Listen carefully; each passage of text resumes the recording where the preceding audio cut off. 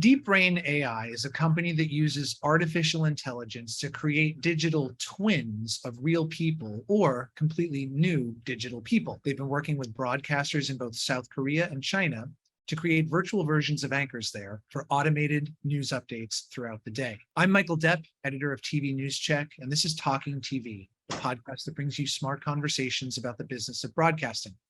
Coming up, a conversation with Joe Murphy, Business Development Manager of Deepbrain AI. The advent of this technology and its application for news opens up a raft of technical and ethical questions, and I'll be asking some of them in just a moment.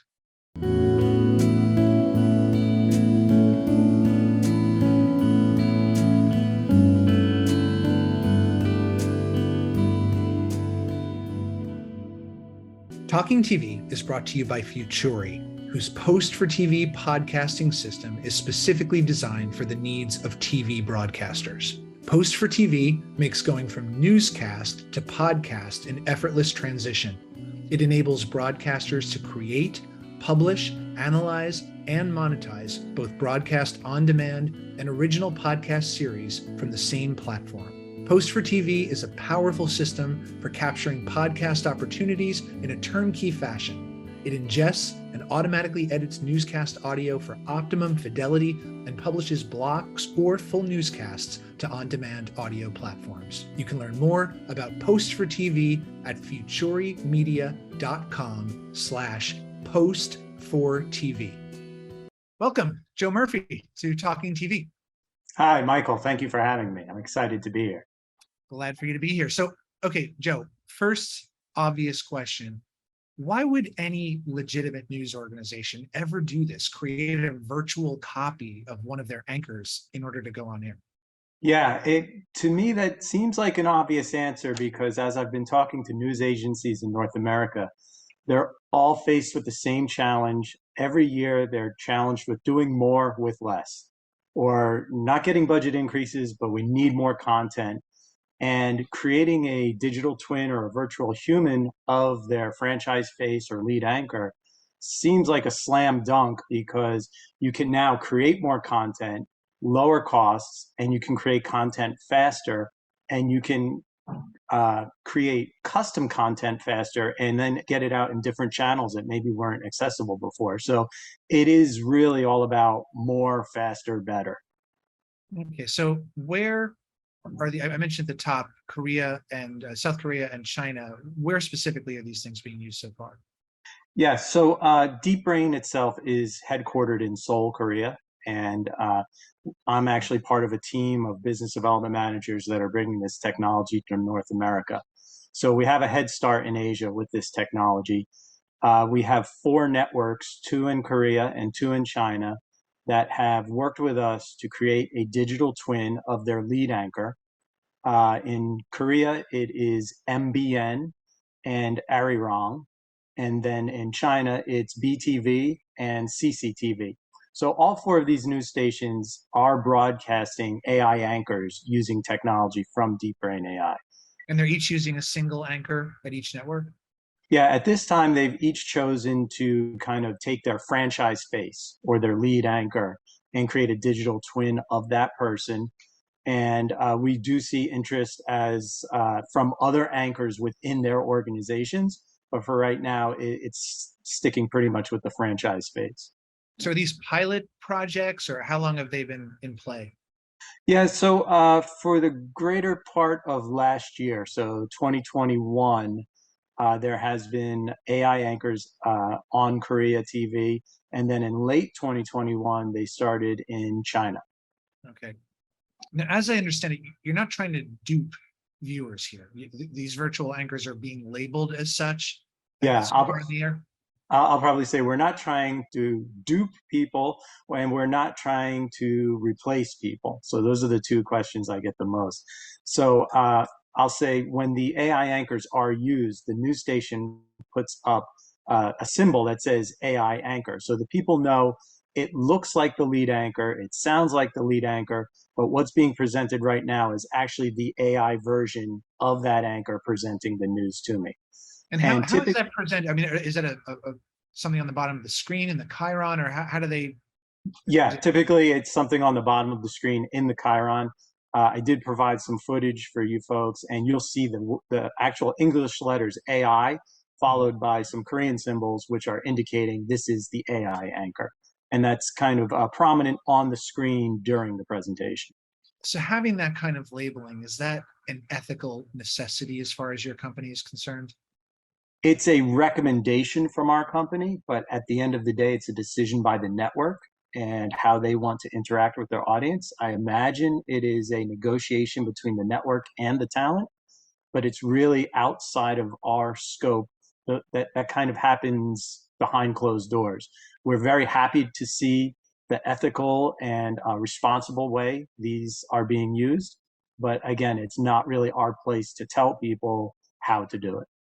Well, these are two very different markets already. I mean, South Korea is a democratic society. China, it's state-controlled media. It's very much, it's controlled by the party. So, were there different kinds of conversations? You say those conversations were entirely internal for those organizations, or were they back and forth with you at all? And were they very different from each other in the application in China from Korea?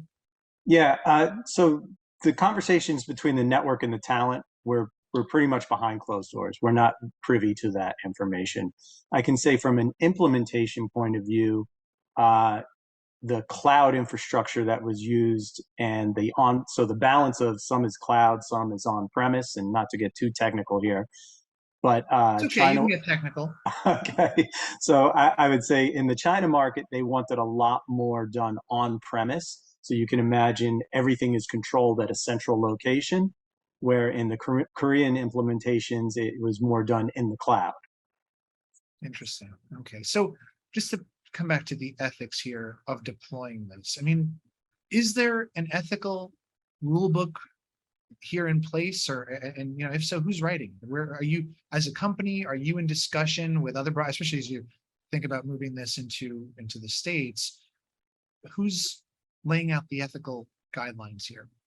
Yeah, so I would say it's a fast growing industry with virtual humans and media on a collision course. And we're kind of learning as we're going. There are ethical considerations, there are security considerations, but really at the end of the day, is we view this as another tool for creating content. And it's a new tool, and there are new questions about it, but it really is just a tool for creating new video content, just as a video editor is a tool you might use, an audio editor is a tool you might use. AI is another tool. And I think you see AI being applied in multiple spots throughout the video production process. Well, absolutely it is. I mean, AI is a huge, and machine learning are huge parts of workflows now, but this is a whole different category. This lives in its own. When you're talking about replicating a person and presenting Yes. or fabricating a person, it's a whole different construct than the other applications, which are, I think, much more rote and not really controversial in other than concerns people have about job elimination potentially. I want to get into the fact that this gets into some dangerous crossover territory with deepfake videos, which we've all seen and which are widely employed in disinformation campaigns across the internet and social media. So if this kind of technology widens in its legitimate use among news organizations, what kind of an opening do you think that creates for the further proliferation of deepfakes? Yeah, that's a great question. I think I want to take a step back and say what we're doing is very different than what deepfake technology is. How So so? we're doing complete video synthesis.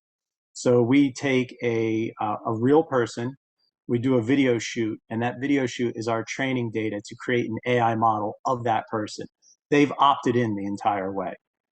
Then when that model is created, it is tied to security within the cloud. And typically, portrait rights or face rights are extended to that model. So the station is legally okayed to use that model for the intended purposes that are all contracted out. So pure video synthesis, legal checks every step of the way, making sure everybody is opted in and on board is what we're working on at DeepBrain.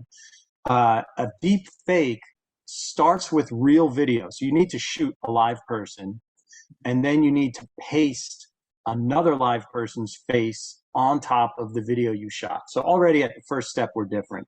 In video synthesis technology, there is no shoot needed. We do 1 day shoot for a video training session, but after that, all the video that's generated is completely AI generated. There's no need Is to shoot a video. is that video that's generated watermarked in some sort of way that you can authenticate it? Yes, we can show through metadata that it came from our solution. And there are also checks and balances that we can put in, even as simple as text filters, that if the network wants it put in, it can limit what that AI model can say and cannot say. Let's get a little more into the weeds of how this comes together technically. So you mentioned you have the person, the talent, comes, sits in a studio, and you have them record, they read out any number of sentences while they're being photographed and audio recorded? Yeah. So typically we will prepare a script, and that script will contain between 500 and 1,000 sentences or utterances. What we're really trying to do with those sentences and utterances is learn how they move their mouth with all the different sounds and all the different words and the transitions from one word to the next, the pauses in between. So using that script that we prepare, that's the training data for our deep learning models. Okay, and how are the cameras set up on the person's face? Are they, if you could get a Yeah. little vivid about setting up the scene for us? Sure. So typically the talent is in front of a green screen. We shoot at about 1 or 2 meters away, 1.5 meters away, head-on shot, and we try to get head to foot, so top to bottom, full coverage. And we also have the option of shooting on angles. We have clients who want to switch angles during the presentation of the AI media, so we can do that as well. But in the most simplistic phase, it's a straight head-on shot, full body shot in front of a green screen.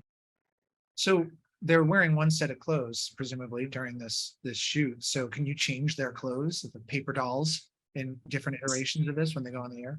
Yeah, so typically when we do the shoot for the training data, we will go through multiple outfits and multiple hairstyles. On our roadmap is the ability to change hairstyle and outfit without actually having to reshoot. So as you deploy this, does this twin use machine learning as it's going on to kind of improve on its verisimilitude, or is the thing that you get out of that session what you have going forward? So it's the latter. The thing that we create, the AI model we create out of the session, is then just an engine. It's not continuously learning. It's an engine that takes text in and exports video out. And that video out that it's exporting, that's where the deep learning was applied to. How does this person speak? How do they move their mouth? How do they blink? When do they breathe? All of this is learned behavior that goes into the AI model.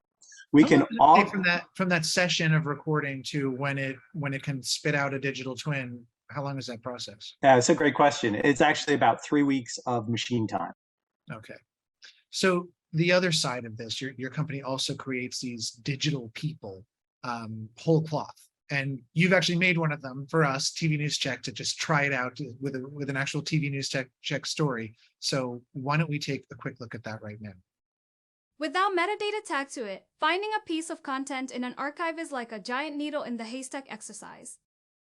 Metadata serves a number of functions in broadcast workflows, including making video findable, searchable, and tracking rights data. Also, automating parts of the workflow. One of the major challenges is that manually entering metadata can result in a hodgepodge of terms or inconsistent results. Automatically tagging content through artificial intelligence is becoming more common. Understanding the critical role of metadata in media workflows, vendors offer different ways to add and use metadata, helping broadcasters find those valuable clips or needles in the haystacks of archives. By the way, I'm not a real human. I am a virtual human generated with technology from Deep Brain AI. So that is something else. What goes into making this wholly constructed person? So we start with pretty much a lot of the same processes of the deep learning. It's just that the video going in, we use a different AI algorithm to construct a face for that person. So we will start with a frame of a real person, but then take a face that's completely synthetic and mesh those two together during the deep learning process. You had a woman standing up in the studio, kind of, you were shooting her and you're superimposing a different face onto her body. Yeah, but it's not really just one person. It's an estimation of a lot of different people. Wow. So how many different kind of avatars, if we can call them that, like this, do you have? Is it an infinite number of different types of people, different genders, ages, races, etc.? Yeah, so we just did, this is a little bit off topic, but we just did an NFT drop of 5,000 virtual humans in China, and it was a very successful launch for us. And now we have another 5,000 ready to go. And it really is nearly infinite in the amount of variations and virtual humans that we can create. So hold on, what do you get when you buy an NFT of a virtual person? What is the product? Yeah, so that one was a little, again, I'm going to say this is off topic. It was tied to what is the equivalent of Valentine's Day in China. And you get the portrait of the person, and they were calling it their virtual boyfriend or virtual girlfriend. Now, each one of those models can be linked to our software platform, which is called AI Studios. And if you choose to link it to AI Studios, you can sign up and you can create videos with that virtual person that you've just purchased through this NFT drop. Wow. I don't even, I'm processing this. It's like Blade Runner to some. Yeah, this was more of a fun experiment, and the NFT market is very exciting for us, but it's probably a little outside the scope of what we're doing with news and media. Yeah, so back to that. So do you have any US broadcasters who are kicking the tires here? Yes, so all the big names in the US are kicking the tires right now. I think the US in general is a little more cautious, and they're kind of seeing how this is playing out, but it's really getting fast and rapid adoption throughout Asia. And in our mind, it's coming very soon to the US. I can't share too much details on that, but it will be here soon. Well, those with whom you're talking about this, what are they talking about for the potential implementation? The same thing as we see in Korea and Yeah, China? I would say the primary use case is these short little segments shot throughout the day where the talent is busy working on a story or out in the field, but they need to get some updates out to the audience. So every hour or so, the producers in the studio can create these clips and present these updates. Here's what we're working on for tonight's show, or here's the latest breaking news we'll talk more this evening about. And so those little cutovers and segments are where we're seeing it. It's supplementing the content feed for the franchise phase. Right, right. So in terms of where this is going to iterate next, we looked at this example that you created for us, and there's sort of a bizarre, non-human like kind of reset that the woman does between her sentences. There's, there is a bit of kind of unnaturality, if that's meant that word, to it. How are you smoothing out the edges there, or is one able to do that right now? Yeah, so that very observant of you. So that is a demo model that we use. The actual models we create for broadcast media are smoothed out. And all those little things that you see in the demo model is kind of a tuning process that we go through to get it ready for broadcast media. So there is a bit of a performance difference, but when we go through the additional layer of tuning, that's where we get to the side-by-side. It's very difficult to determine which is the AI and which is the real person. Wow, only one's mother can tell, or perhaps not even that. This is certainly something else. I'm very interested in feedback from the audience. If you have thoughts about the ethics, the technical side of implementing technology like this, what the implications could be for local and national US media, I'd love to hear it. So please do give us feedback. That's all the time we have, so we've got to leave it there. Thanks to Joe Murphy of Deep Brain AI for being here today. Thank you, Joe. All right, thank you, Michael. And you can watch past episodes of Talking TV on our videos page at TVNewsCheck.com. And I encourage you to check in with our site throughout the day for continuously updated industry news on television. We're also on YouTube, and I invite you to like and follow us there as well. Thanks for watching and listening, and see you next time. A new episode of Talking TV is available most Fridays on TVNewsCheck.com. You can also listen and subscribe on YouTube, Apple Podcast, Google Podcast, and Spotify.